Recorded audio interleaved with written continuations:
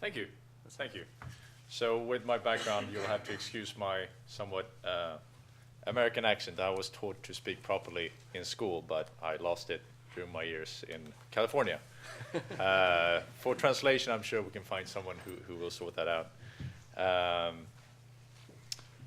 But let's skip straight to it. I think we have the agenda here. And here we go. So IP network QoS objectives for broadcast services. It really is an interesting time for broadcasting services. There's been quite a turmoil in industry and a lot of things going on. And talk about QoS and broadcasting and television. I remember the good old days when you solved QoS by giving your telly a tap on the side, right?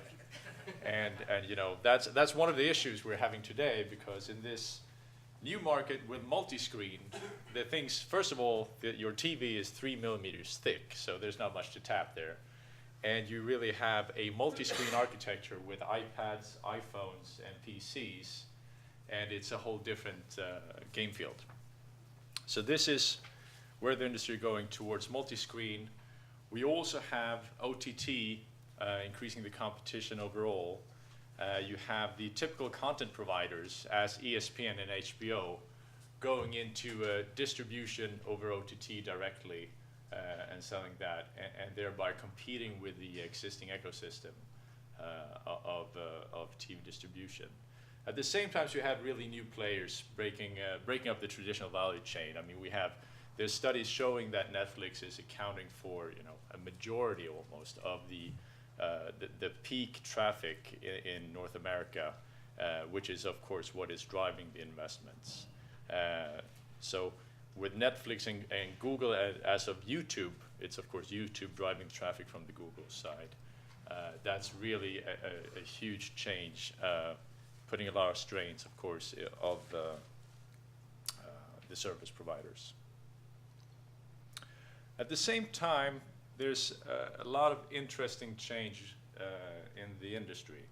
So if you look at the number of subscribers at the end of Q3 of last year, the number of cable subscribers was 46 million, while the total telco subscribers was 34. So you have more broadband subscribers from cable providers than you have from the traditional telcos. And overall, you have a subscriber base of 80 million, which is quite a bit. And that is a significant shift in the marketplace. So while network capacity is going up, price per megabit is going down, and things are challenging. Everyone has to think of new ways in this new ecosystem of where is my revenues coming from? How do I offer something unique to my customer base? And this is really the background for the QoS discussion that I'm leading into, because as an MSO or multiple system operator, you have different objectives. How are you competing with these other operators? And one of them is to have a better QoE for end users. So QoE is quality of experience. Instead of talking about quality of service, it's actually the whole experience, which then of course entails more than just the picture quality. But of course, picture quality is one very significant factor in the QoE. And another opportunity is, of course, to reallocate bandwidth in the QAMs to sell as broadband services, which is easier to monetize.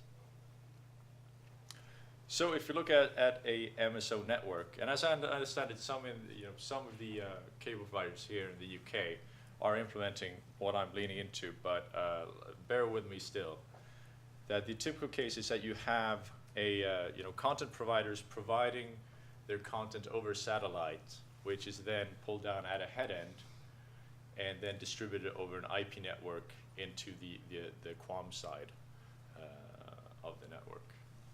So a lot of effort has been put into optimizing the QoS, and a lot of effort has been put into optimizing the headends. However, you have one fundamental problem. Garbage in means garbage out. And that's, it's really hard to do anything about it once you end up on the left side of this equation. So one of the basic is that when you have this form of satellite contribution, of course, one very nice aspect of this is that the content providers are paying for the satellite uplink, and the distributors are just pulling it down free of charge and distributing it. However, you are then limited by this satellite bandwidth, which is typically on the 18 to 40 megabit size, which is then affecting quality. So if you look, one alternative of this would be to actually, dig this into the ground, build a landline network to do the content acquisition or the front haul content acquisition, and do this over a packet network. And this is leading into the actual topic of today, talking about the QoS issues that you will have with a packet network for a high quality broadcasting services. So if you compare the satellite 18 to 40 megabit per second towards an uncompressed HD stream of 1.5 gig, or even a 3G of 2.9.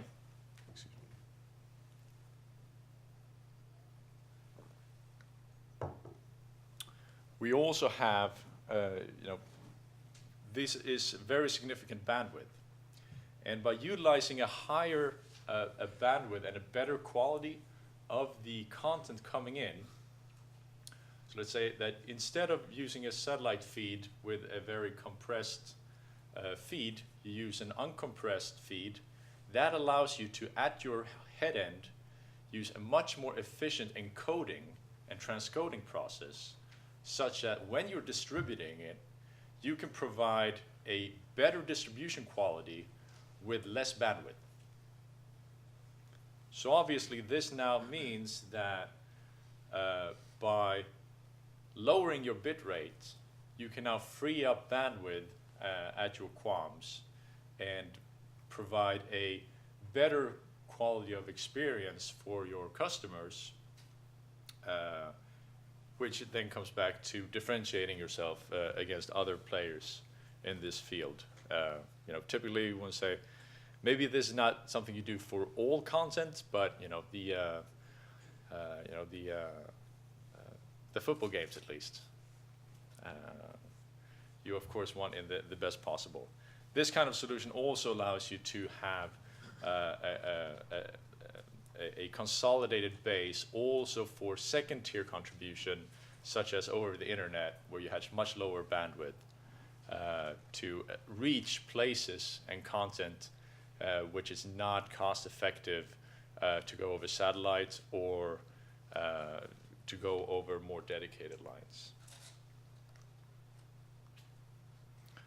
So IP is the standard interface for all devices.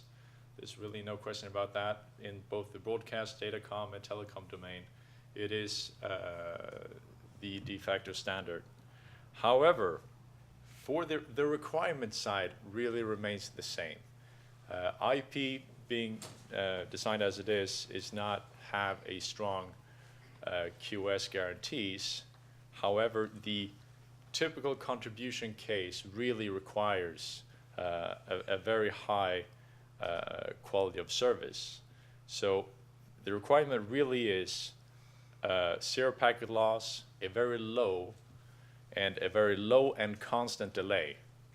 And these are the issues to solve with IP. And I'm going to go through some of these issues and challenges that surround it in an IP network.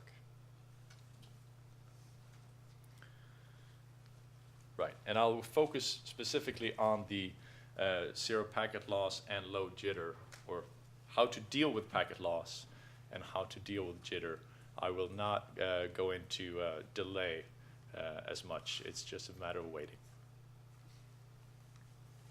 So, designing these kind of contribution networks, there's really a large options of what kind of links to use, and of course there's costs and other forms of benefits, reachability for all these options. You can have simple Ethernet optical converted WDM links. You can have Ethernet over SDH, fast gigabit Ethernet, a microwave link for a location hard to reach. You can have typical metro carrier Ethernet or IP MPLS, which is of course the most common. The interesting part of this is that they all have their own characteristic. And of course you can mix and match all of these, making this really interesting. And of course really interesting to wrap your head around as well, which could be quite a challenge. So, the typical service level agreement parameters used for quantifying QoS is packet delay, packet loss ratio, and packet delay variation. And I'm going to start talking a little bit about packet loss ratio here. So there's a number of solutions or typical approaches to dealing with packet loss. And in the broadcasting domain, the typical objective is to maintain a 1 loss per day packet loss ratio. And of course, we're hoping that that packet loss is, during night when nobody's actually watching. And if it's once per day, you actually have a decent chance of that. So with that objective, one common approach is to use forward error correction. That I'll go into more detail. But what you end up with is that you end up spending about 5 to 25% overhead in terms of bandwidth and add a slight delay because you have to build up this FEC matrix before you're shipping this out. And what it brings, it gives you a 10 to the minus 5 and pushes that to 10 to the minus 9 in terms of packet loss ratio. Another option is to actually use a hitless 1+1, where you actually have 2 redundant links, and where you maintain jitter characteristics between these 2 links, and make sure that if you lose packets on one link, it's supplied from the other link. The best case to describe this is imagine that on link A, you lose the odd packets, and on link B, you lose the even packets, even numbered packets, and you're supposed to put together this into one stream and supplying that out.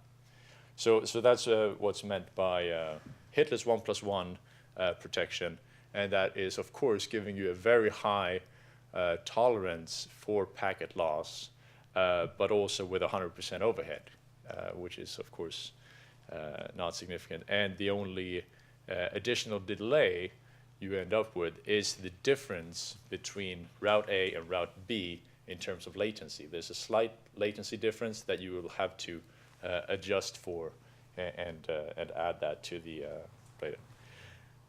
Another option is to use retransmission, which is a very strong and powerful mechanism where you retransmit. This is basically, think about the TCP protocol standard, and instead doing this in a more time-controlled environment where you retransmit individual packets as soon as it's discovered. Gives you very strong protection, but long delays because you will have to add a number of round trips to solve this. However, let's coming back to the FEC solution. There's really two options of providing FECs, and it's either that you do this end-to-end, where you add your FEC protection at the source, and you correct the errors at the destination, and the other option is to in hop by hop during the network detect FEC errors, correct them, and then do another hop. So in this example, in the upper example, you have 4 different links, and there's a packet loss introduced in each link. And as you can see, on the 4th link, you end up with errors in both rows and columns, and this is not possible to recover. However, if this is done hop by hop, which is another option, you can solve each packet loss in each hop and end up with no accumulated faults at the end. So these are really just 2 approaches to how to apply the FEC. To go into slightly more detail, so look at a 40 megabit connection and assume a randomized loss and a packet loss ratio of 10 to the minus 4. You end up with a mean time between errors without FEC of 3 seconds. And that's pretty far from the once a day we were going for. So with FEC, you end up with 1.5 hours. And that's not good enough either. And you have this different. However, if you start with a PLR of minus 5, you end up with more what the ITU recommendation says. And then the FEC will end up at 150 hours, which is more in line with the requirements. So packet loss burst. So this is really one of the most QoS affecting parameters, but it's not really part of the SLA, the typical SLAs of today. So let's take, for example, the PLR requirement of the Y1541 standard, which says packet loss ratio of 10 to the minus 5. So you're allowed 1 lost packet out of 100,000. However, that also means that it could be 11 packets out of 1.1 million packets. So if you have a 40 megabyte stream of 1500 byte packets, that's 3 packets per second, and a burst of 11 packets, means you have an error every 5 minutes, and it still actually fulfills this requirement.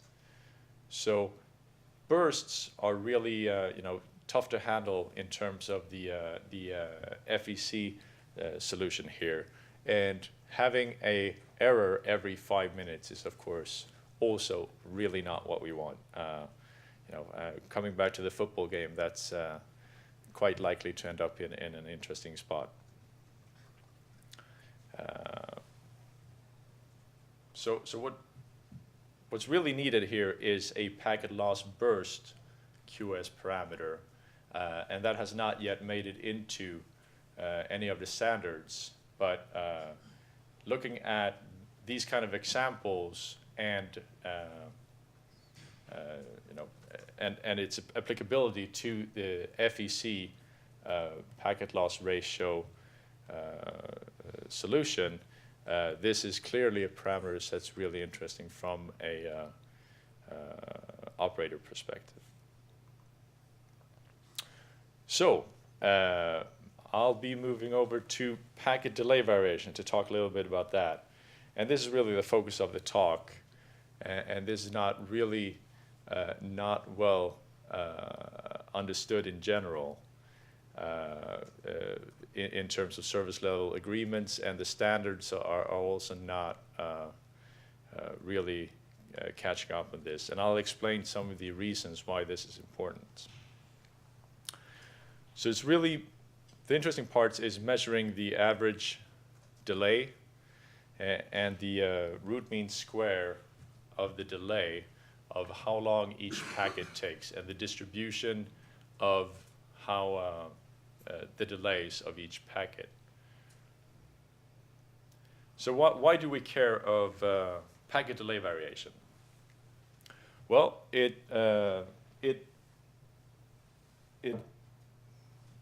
indirectly leads to packet loss and packet delay because in order to deal with this, we need to build large jitter buffers. And not if this jitter buffer is not able to deal with the jitter, it leads to packet loss, which is of course not good. And this in its turn leads to artifacts in video and audio, and is not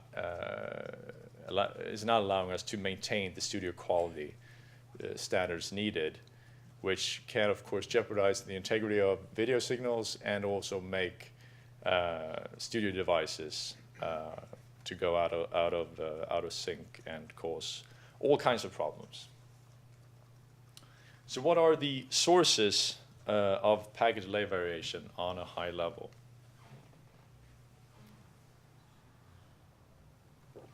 So IP networks are based on statistical multiplexing as a solution. And the random arrival times that this leads to is introducing a delay variation. You also have the fact that you are multiplexing, that you have a queue structure, also leads to a head of line blocking where some traffic is waiting for some other traffic to complete before high priority traffic can come through. And you also get beating patterns formed when multiple parallel streams are used. And this is, of course, typical for aggregation parts, where you're aggregating lots of traffic, and this can now introduce jitter. But let's illustrate this a little bit more. So here, for example, you have 3 different sources with 30 megabit per second, 50 megabit per second, and 40 megabits being aggregated, causing a very high variation due to the burstiness introduced of this. But let's actually illustrate this. So in this case, we have 2 sources going over 3 router hops and to 2 different destinations. So we have very nicely shaped packets coming in here with a fixed packet delay, and they're slightly different delay, but as these are merged into the next hop, you see an effect of they actually coming out on the other side not as nicely shaped as they were coming in, because you see the effect of the other streams and the interaction here.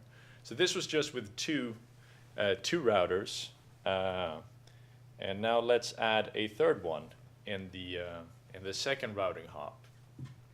Because let's remember, what we want from our networks is to be able to build arbitrarily large networks. We don't want to think about adding services and causing problems in previous services that was already up and running. And we don't want the load to affect this.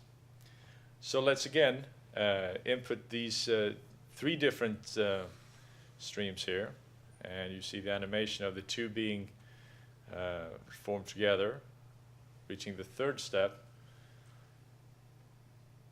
And you have this kind of mixing of packets, and once you end up on the other side, now it looks like a mess, quite frankly. So this is really the fundamental interaction you get when you're mixing these services. So again, there's you have the option of trying to solve this end-to-end or hop by hop. And what you get is a jitter wonder that hop by hop gets worse because you have more and more traffic being aggregated together and more interference with other traffic. So you get a jitter and wander that can rise quite significantly. Another option is, of course, to try to resync this in each step, and thereby, deal with the jitter that way. And instead of trying to solve everything in one big, jitter buffer at the end, do this in several phases and keep it under control that way, and reduce the risk of actually falling out of the jitter buffer. So this is results from a paper. I don't know how well you can see it. Let me actually read this up because someone put a lot of work into this. This is a study by Bennett et al. Delay jitter bounds and packet scale rate guarantees for expedited forwarding. It was presented at Infocom in 2001, and also delay bounds in network with aggregate scheduling, which was presented at QoS in 2000 in Berlin. And also self-similarity through high variability statistical analysis of Ethernet LAN traffic at source level. So what these studies are really showing, and what's displayed here in this graph, is really the worst case, a worst case model of how, what happens if you have in hop by hop as you scale this up. Because as displayed before, there is a clear, the strongest factor affecting the packet delay variation is the load of the links. So, for example, at 6 hop here, in order to transport this traffic end to end over 6 hop, you can at most utilize 33% of the link. And for 3 hops, you can now, this is shorter, there's less interference, and you can now utilize the link up to 66%.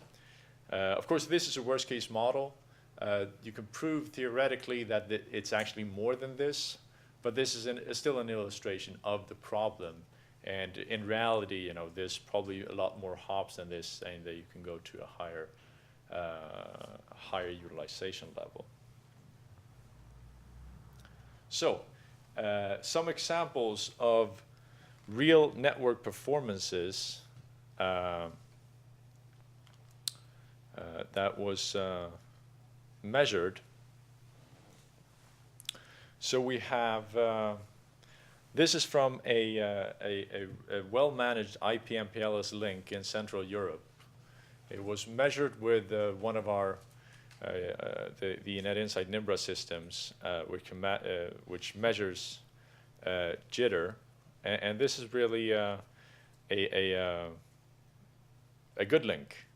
And the typical max jitter is around 100 microseconds, and the root mean square jitter is a few microseconds. So it's really looking quite good. And it looks from the outside, because of course this is a leased line from one of our customers, so we don't really know what's this connection made up on. It's very likely to be a VPN in a IP/MPLS network, and probably a number of hops. But since this is not shared with us or our customer where this measurement was done, we can't really say how many hops it is. But this looks like a very well managed link, and looking at the jitter here, it looks like there's a very few number of hops in this link where this was measured.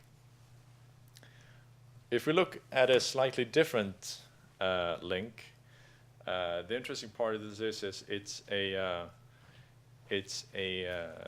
still a 1 gigabit link, but this time it's with a 99.7% load, so quite a high utilization.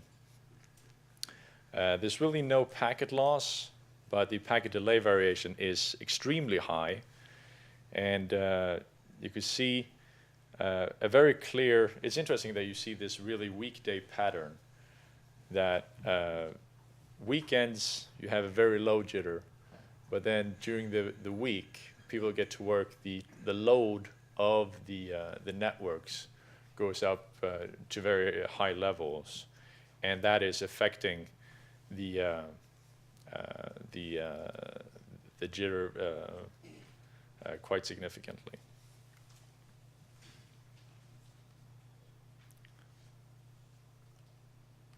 So, takeaways. So packet loss ratio and packet delay is fairly well understood. And packet delay requirements are not studied as much. There's a lot more work and understanding the requirements and the real effects of this.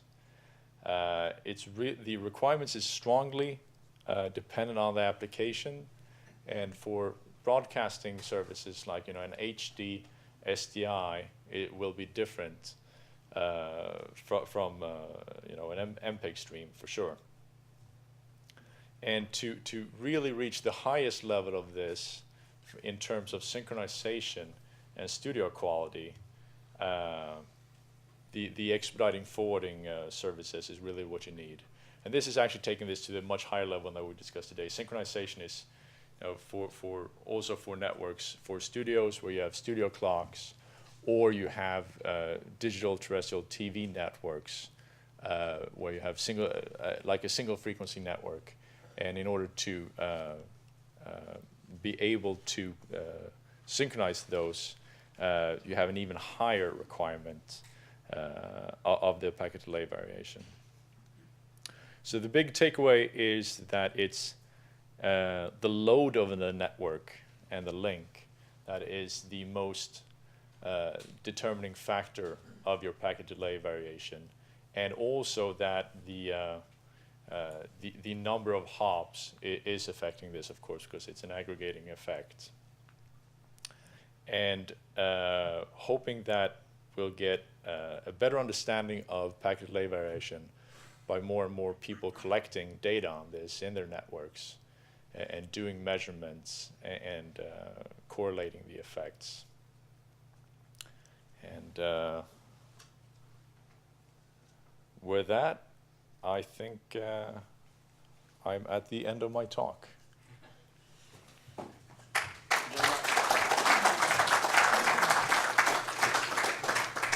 Thanks very much. I think we've got a bit of time for a few questions. Sure. Does anyone have any questions for Martin? No? Roger. Okay. Looking at the solution by using what is essentially regeneration, which is something we know of old in various guises, is it actually practical to reset timing of synchronization? You've still got packets coming in at various timings, so even though you maybe set the jitter, right, the actual timing of the packet itself is still in real time. Right. I know one company that has a solution for that. Of course, I am not here to speak about that today, but yes, there are such products available in the market. I'm sure Matthew can tell you more about the specifics of those. But of course, there are, in some solution it's more practical than in others, I'd say. Getting into the very core of a terabit, IP MPLS network, where you have also different characteristics, it may be less practical. Mike. Any others? Right behind you.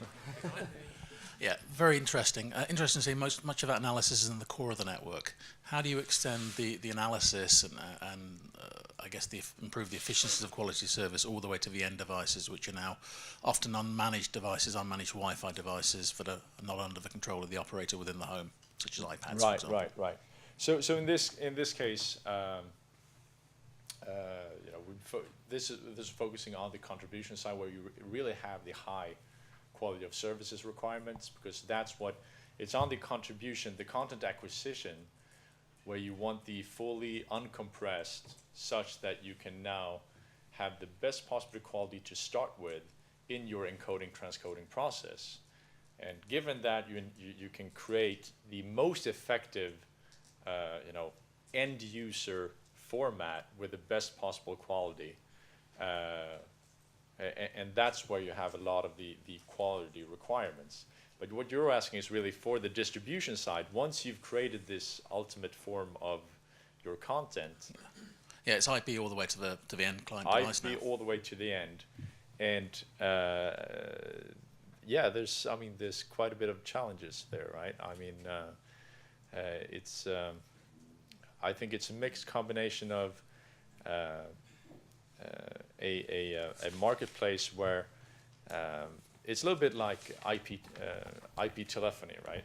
It's very cheap, and people are willing to accept a certain quality given because it is very cheap. And of course, there's solutions to provide perfect quality in the homes of everyone, right? But the cost associated for that guarantee is a bit of a challenge for mass market. Does that answer your question? No, Slightly. not slightly. No. Well. Anyone else?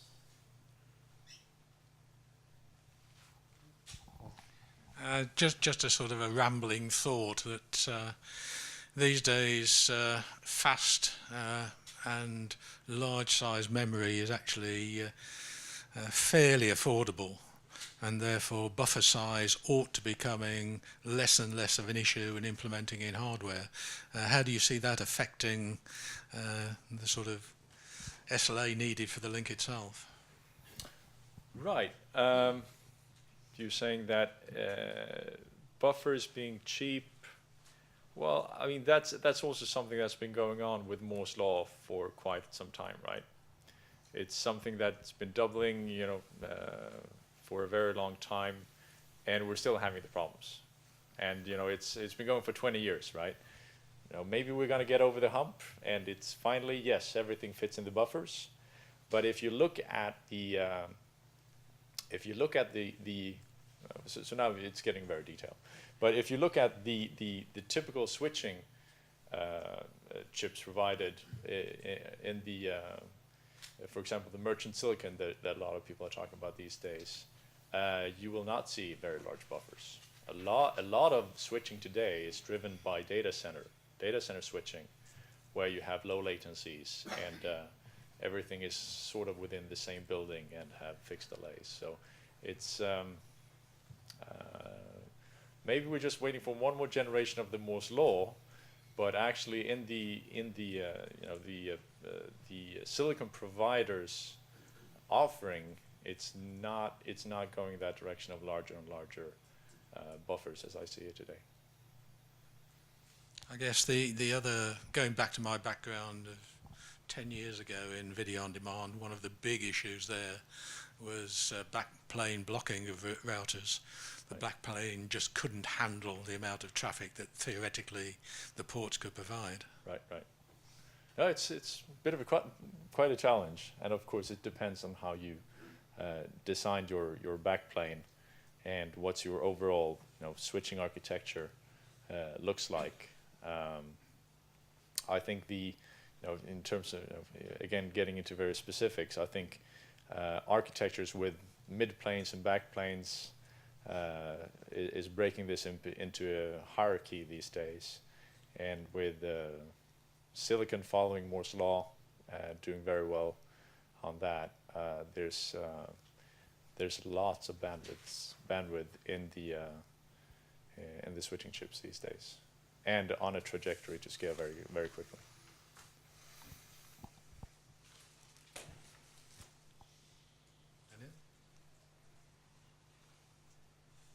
No, I think that's it. Okay. Okay, thanks very much indeed.